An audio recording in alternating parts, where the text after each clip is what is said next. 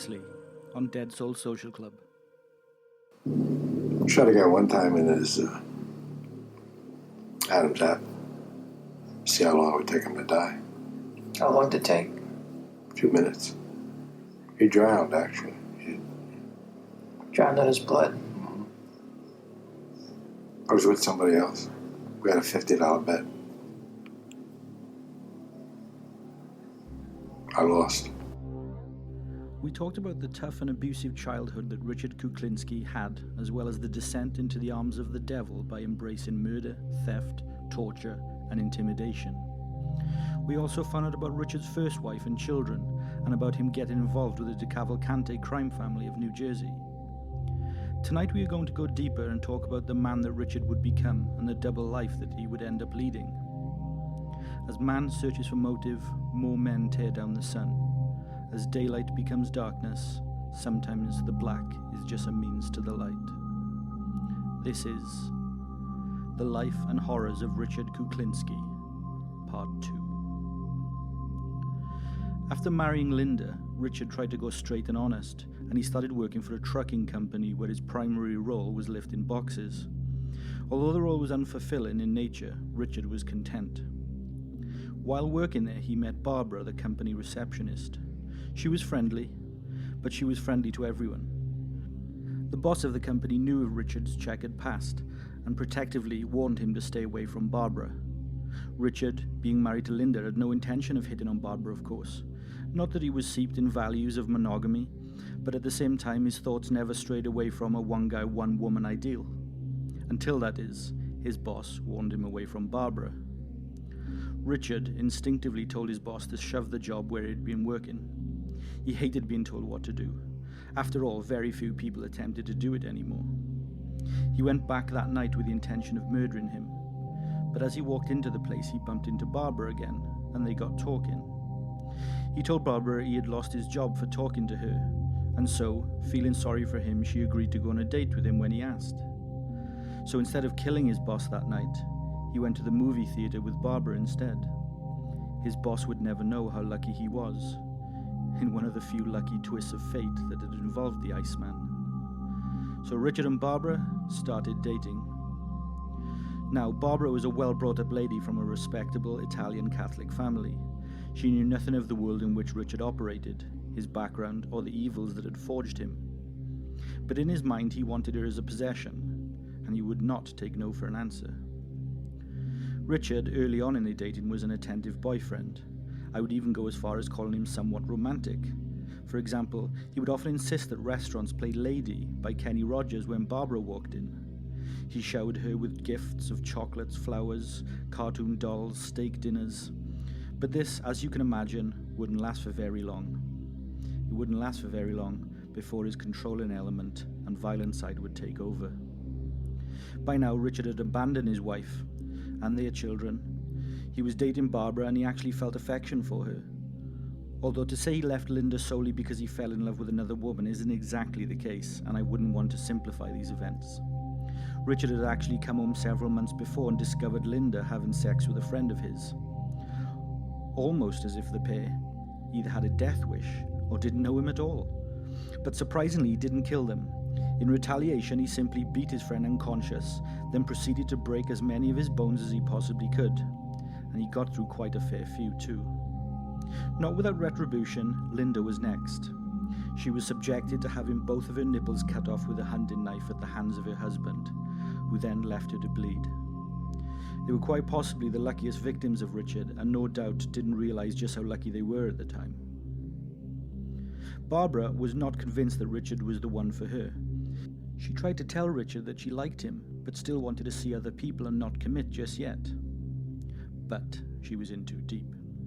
Richard refused to accept this, and while driving her home one night, Barbara later recalled, Richard pulled over, grabbed her by the throat, and without her even realizing it, slightly stabbed her in the back. The knife went in just an inch or so, and Barbara said that she didn't even feel the blade go in, it was so sharp. She just felt the blood run down her back. Richard told her that she was his, that she would not see anyone else, and that he owned her now. If she didn't comply, he would kill her, her family, and everyone who meant anything to her. It was Christmas now, so naturally Richard was invited to Barbara's family home. Richard recalled that everything was so alien to him, the family, them being nice to each other, the nice home and laughter. He had never seen anything like it before, which I feel is very telling of what he came from and who he was inside. Richard said of his first Christmas that he was so overwhelmed he excused himself to go outside and sob like a baby. Out of the blue, Barbara fell pregnant. Horrified at the thought of marrying Richard, Barbara fled to her father's house in Miami. She was in hiding from Richard. She gave her mother explicit instructions not to tell Richard where she was, no matter what. Instead of searching for her, Richard, with a plan, just went to her mother's house and told her that Barbara was pregnant. As was the time and the family's faith, Barbara's mother could think of nothing worse than her daughter having a child out of wedlock. Nothing worse.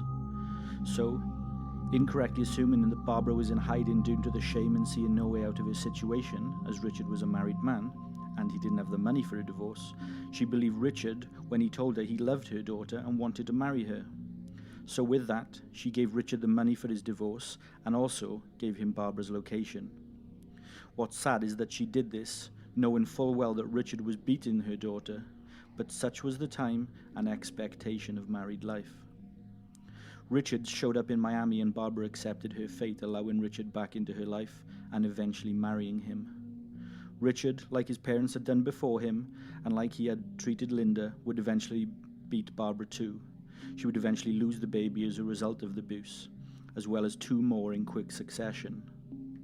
During the pregnancy for the 3rd baby, the pregnancy was so far along that when he beat her, Barbara had a partial birth and the baby's leg actually fell out. It died shortly after, and the remainder of the child's body had to be surgically removed. Finally, the 4th pregnancy was a success, along with a further 2 following that. Barbara and Richard would have 3 children, Merrick, Chris, and Dwayne. Richard actually had affection for his family and loved his wife. Further, he loved his children, so much so that he never laid a hand on them. Richard would say that to ensure he never harmed his children, if he ever felt rage around them, he would punch himself in the face until he knocked himself unconscious, thus removing the rage. Unfortunately, Richard's children would later recall how their father used to viciously beat their mother in front of them, as well as smash furniture up around the house. They used to keep hidden packed bags around the house in case he killed their mother so they could immediately flee. Richard had a favourite child, Merrick, his oldest daughter, who he would sit with and talk daily, with Richard stroking her hair. She was the only child he ever opened up to and told about his past and why he was the way he was. Due to this, she was the only family member who would eventually forgive Richard for everything and said that she always loved him. By 1962, Richard wanted to go straight again, so he had a job arranged for him by Barbara's uncle at 20th Century's Film Lab in Manhattan. His job was to copy film reels for movie theaters, but like a moth to a flame, it wouldn't be long before crime beckoned again and he would start copying both Disney reels and also hardcore pornography, which included bestiality films among some of his bestsellers. Richard also started truck heists again, which quickly led to murder after a buyer refused to pay the agreed price for a shipment he stole.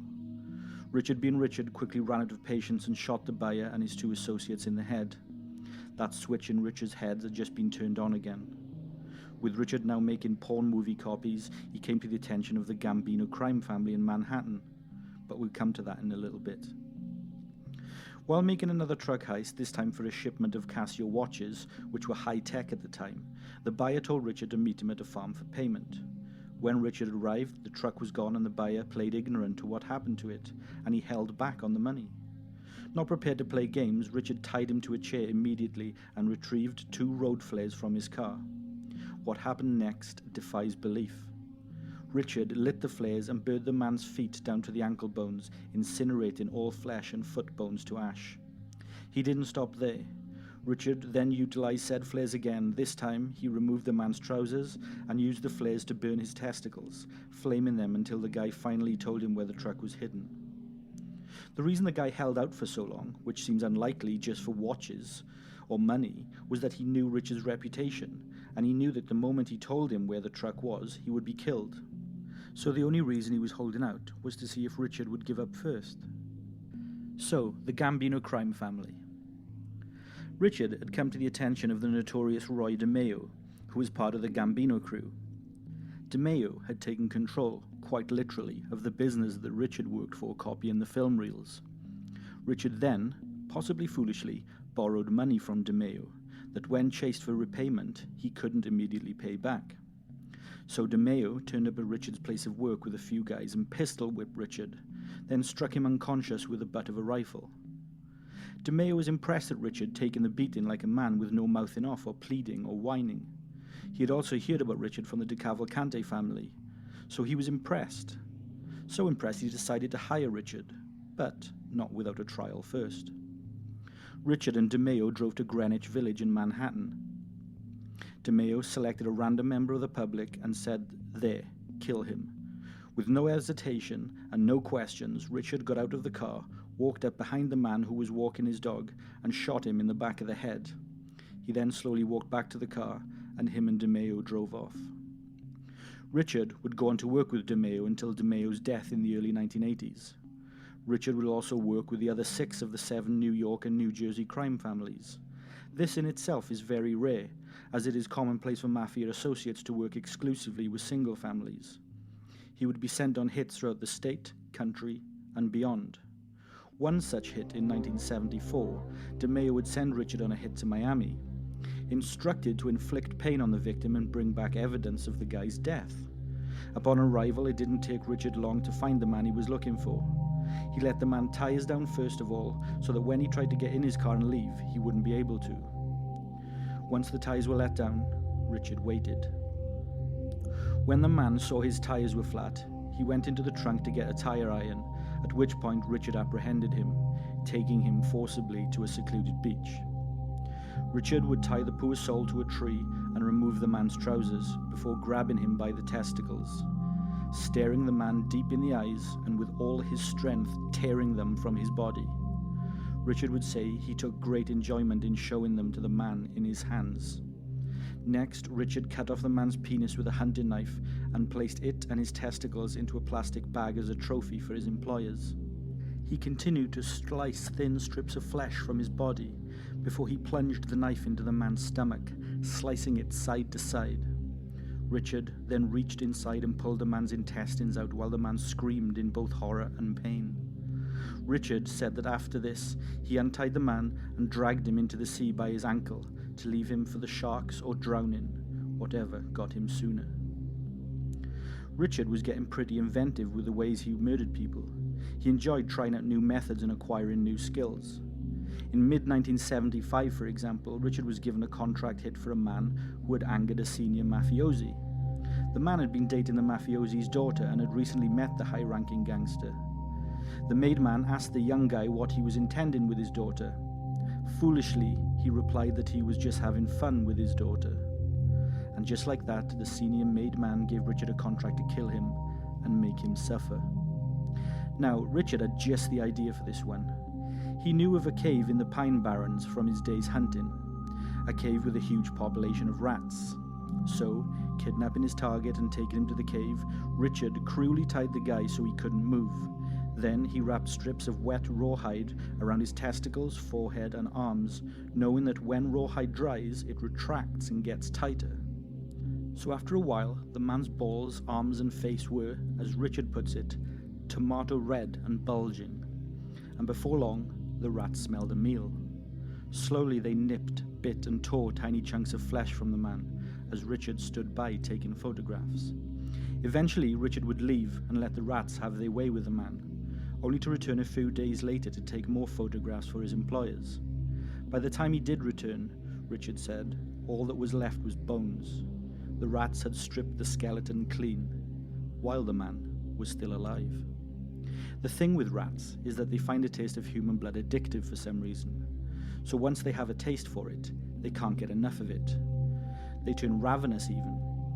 It was for this reason that Richard was able to commit this horrific method of murder multiple times, with each time the process getting faster and faster, and the rats would get quicker to attack and strip the body of its flesh.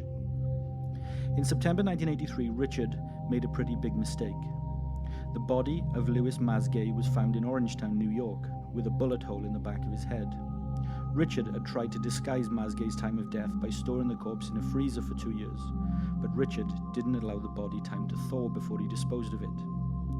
The medical examiner found ice inside the body on a warm September day.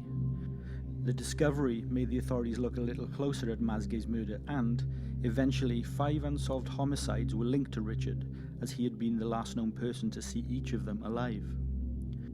In 1985, the New Jersey Police Department and ATF special agents worked with Phil Solomine, a close friend of Richard's, for over 20 years. They wanted to get close to Richard. An ATF agent would pose as a fellow hitman and discuss with Richard how he wanted to hire him for a hit. Wearing a wire, they recorded Richard speaking in detail about how he would carry out the act. He was arrested on December 17, 1986, at a roadblock that had been set up waiting for him. A gun was found in his car. His wife was also charged with trying to prevent his arrest.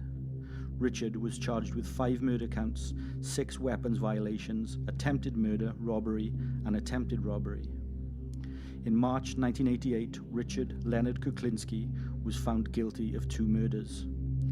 In all, Richard would be convicted of 5 murders and sentenced to 5 consecutive life sentences after further evidence was obtained after his initial 2 convictions. Barbara Kuklinski stated she was unaware of Richard's crimes. She admitted that she suspected he wasn't entirely open with her and suspected he was involved in nefarious activities due to the hours he kept, but she would never dream of asking him what he did when he left the house. Richard Leonard Kuklinski died on March the 5th, 2006. Thanks for listening to this 2-parter about the Iceman, everyone. We'll be back as soon as tomorrow night, so subscribe so you don't miss an episode. Also, follow us on Instagram at dead_souls_podcast for daily mysteries and dark history and podcast updates. You can also get extra rewards and extras by heading on over to our Patreon, which is at patreon.com/deadsouls. Show us some support and join the Dead Soul Social Club. So take care of yourselves, everyone, and sleep tight. And remember, stand firm as you enter the darkest night. Law enforcement authorities have arrested one of the most notorious contract killers in state history. A self-employed Bergen County man is behind bars, charged with 5 murders, and prosecutors are investigating his involvement in dozens more.